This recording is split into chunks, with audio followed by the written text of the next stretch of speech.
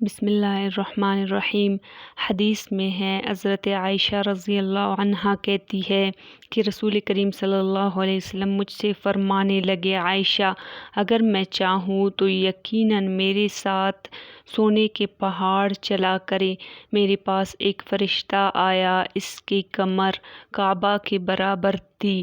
اس نے مجھ سے کہا کہ آپ کا پروردگار آپ کو سلام کہتا ہے اور فرماتا ہے کہ چاہے تو بندہ پیغمبر بنو، چاہو تو بادشاہ اور پیغمبر بننا منظور کر لو۔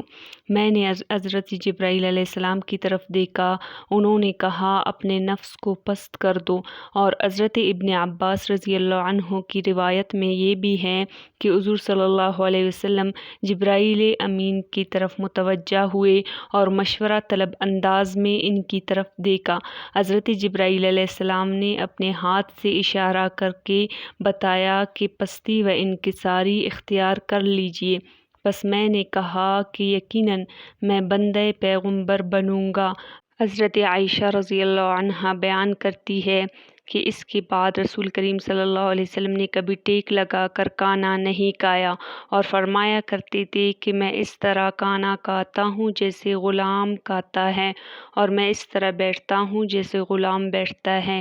اس روایت کو بغوی نے شرح السنہ میں نقل کیا ہے۔